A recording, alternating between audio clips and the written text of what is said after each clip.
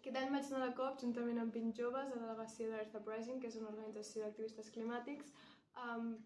Teníem bastantes campanyes, moltes d'elles amb joves, i la nostra intenció principal és que hi hagi més representació de joves en espais de decisions, com és la COP, perquè creiem que la narrativa jove i l'experiència jove té un valor i és radicalment necessària en aquests espais. Crec que de la COP el que més em quedo és del poder de les veus joves, de realment la iniciativa que tenen les veus joves, i crec que s'ha pogut veure en aquest seminari en el qual tu expliques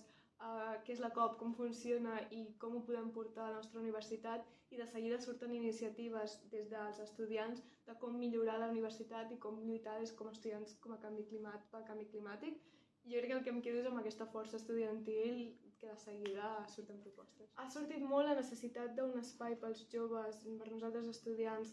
de connexió, de parlar, de reflexió, un espai que tinguem on organitzar-nos i igual conscienciar-nos entre nosaltres. També ha sortit molt la necessitat d'una formació que tingui més